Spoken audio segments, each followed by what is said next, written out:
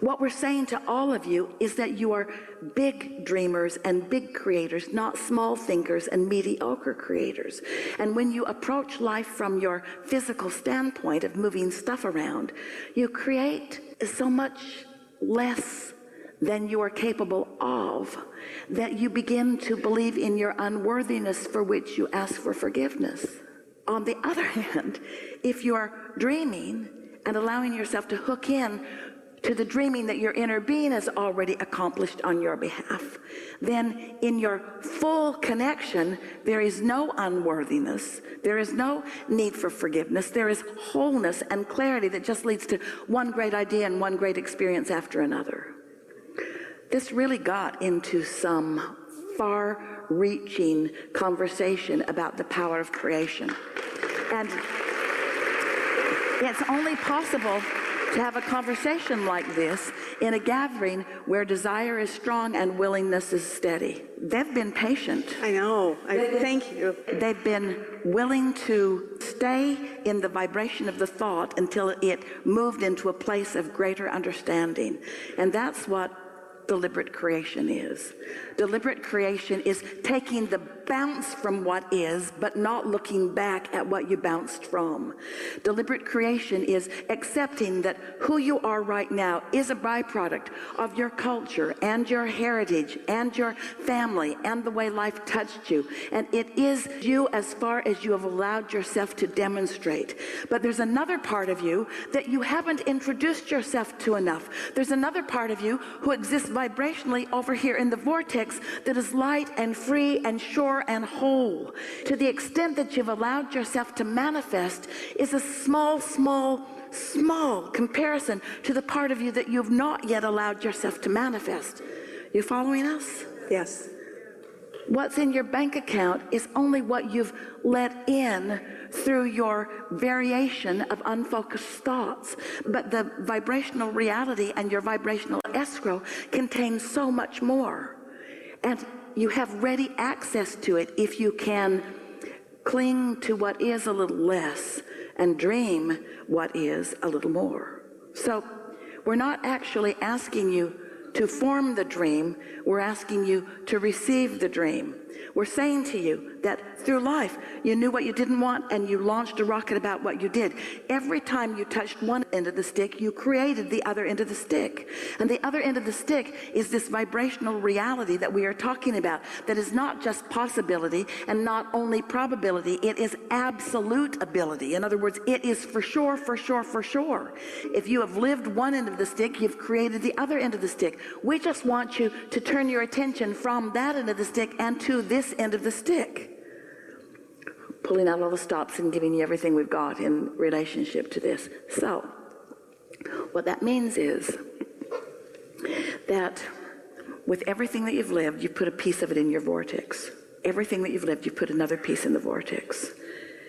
And your inner being has been there, receiving it, becoming it, focusing on the whole of what it means, taking the pieces of the dream that you've put there, or the ingredients of the dream that you've been putting there, and seeing it as the whole of the dream that you've created that you can't see, that your inner being can see. So now what we're suggesting is that if you can find one piece of that good feeling dream and use it as your focal point so that you activate, then you'll hook up, zoom, with your inner being who sees the whole thing, and then all manner of ideas and rendezvous and impulses and urges will begin to flow into your experience. And if you've ever had the exhilarating experience of talking with a master of anything, that's the way they describe their life to be. They're in this place, they sometimes call it just an open space, when an idea flows and they can feel the impact of that idea. And when they follow through on it, it's like heaven and earth.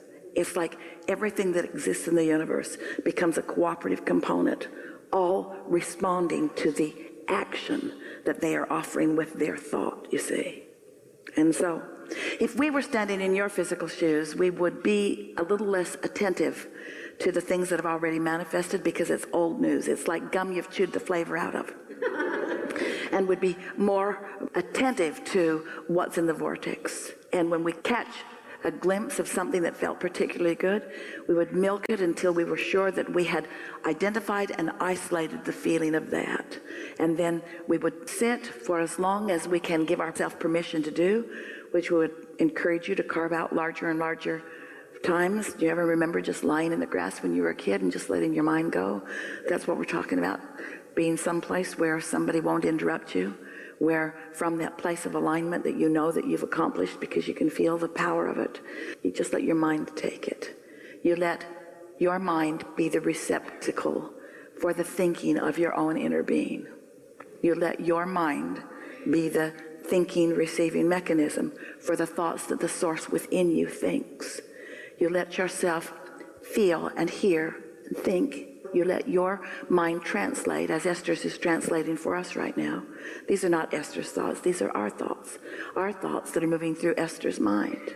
Our thoughts that are moving through Esther's mind, and she's finding the physical equivalent words to express for them. And you will find the physical everything equivalent.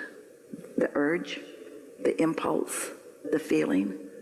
You'll be driving down a street one day and you'll feel like stopping at 7-Eleven and you won't know why, because you don't like the slushies there.